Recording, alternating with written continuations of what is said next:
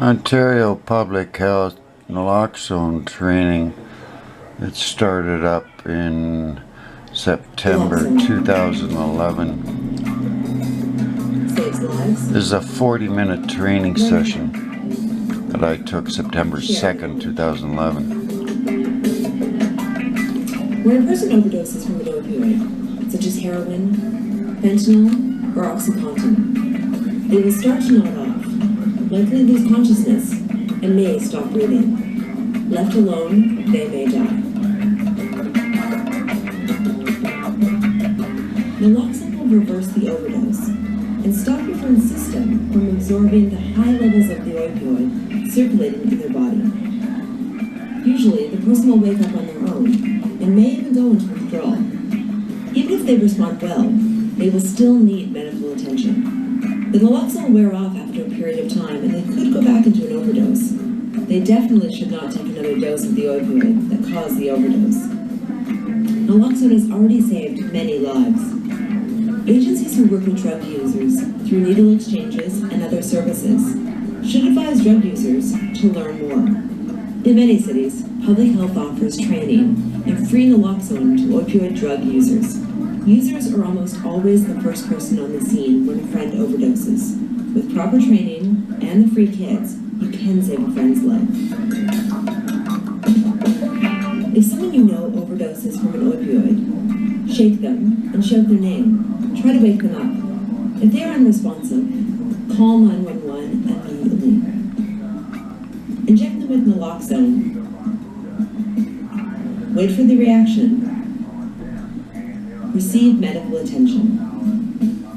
If the naloxone doesn't work, administer CPR chest compressions until the paramedics arrive. Let's go through this again. Shake and shout. Call 911. Inject naloxone. Wait for the reaction. Chest compressions. Receive medical attention.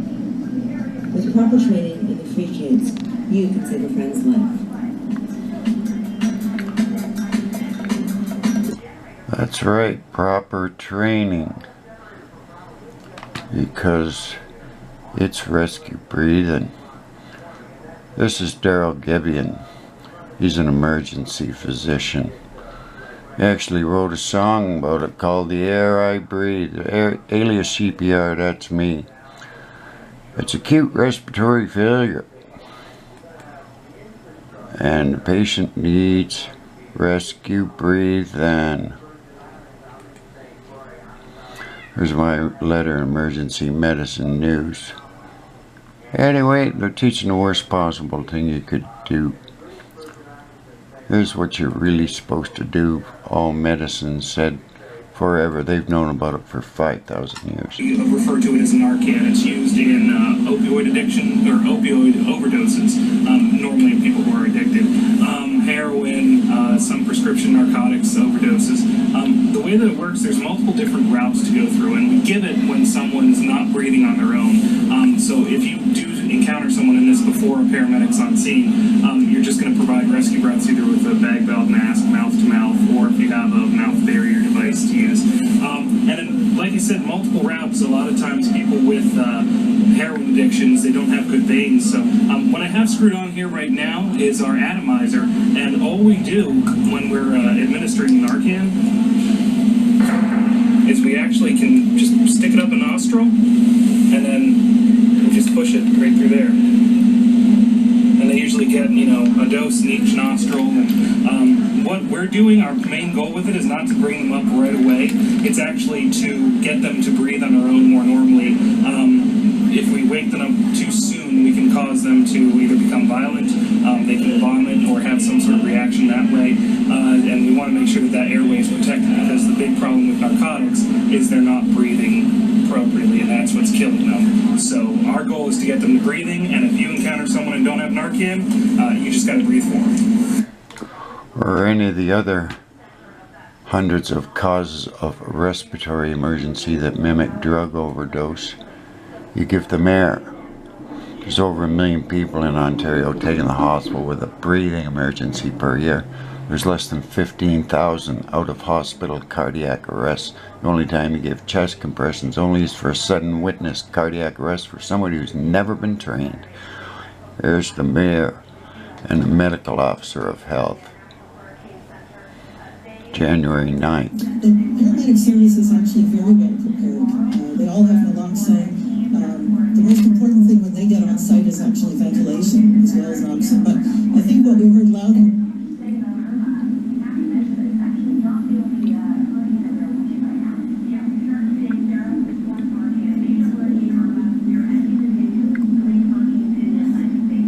Mayor John Tory, read the comment box after this. I'll put a bunch of information up here.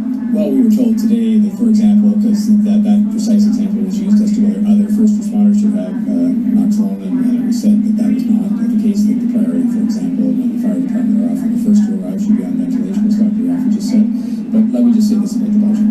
When it comes to saving lives in this manner, Not chest compressions, if they taught tens of thousands of people that come knowing drug doses, but anybody else with a respiratory emergency. Basic first aid knowledge. Here's some of the stuff that the Mr. Dr. Eric Hoskins, this is the original one. Chest compressions, more chest compressions. Air should be here, and more air, rescue breathing. Don't have naloxone, rescue breathing only. So they're going to tell all their friends to give chest compressions. They don't even have naloxone. Anyway. Lies, lies, lies. There's nowhere in medicine, anything to do with medicine, you can always find a couple of little things that are different. This got changed to chest compressions, full CPR and or rescue breathing in 2015 after I made a deputation to the Board of Health. Jeepers, jeepers. All over the page. This is the Minister of Health. 2017. He's changed it up again. Now he's got chest compressions first, then naloxone, and then more chest compressions in the recovery position. Out and out crazy. People leave their naloxone elsewhere and they're going to be getting chest compressions. Jeepers. Yeah, anyway, here's Mr. Hoskins standing right beside that picture. The mayor. And the chief medical officer told him to stop doing that. Yes, sirree.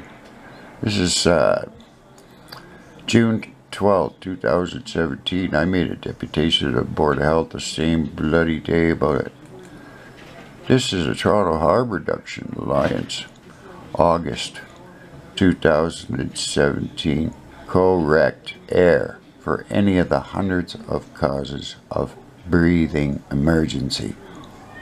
Jeepers. Been going about that forever and ever and ever. Here's the Canadian Pharmacists Association, 2016. This is a link to BC. They've got a lot of overdoses happening. They know what to do. Just give them air. Risky breathing. Anyway, they're killing you all on purpose. Because any doctor, there's those holy smokes, because they see 10,000 respiratory patients before they'll ever run into a dang cardiac arrest patient. And if your heart stopped from a respiratory emergency, it's because you're brain dead from lack of oxygen. Chest compressions ain't going to do a dang thing except make sure you stay dead, dead, dead. Mr. Hoskins, there's 700 doctors wrote him a letter in August 2017. Hasn't replied yet. 2016, 234 doctors wrote him a letter. He didn't reply to that. Oh, now murdering is all. Stupid as dirt. Rescue breathing. Just like when you go in for surgery, they overdose you on narcotics and keep you alive on ventilations. And then when surgery's over, they stop the narcotics and keep you ventilated. They certainly don't be pushing on your dang chest. That's murder.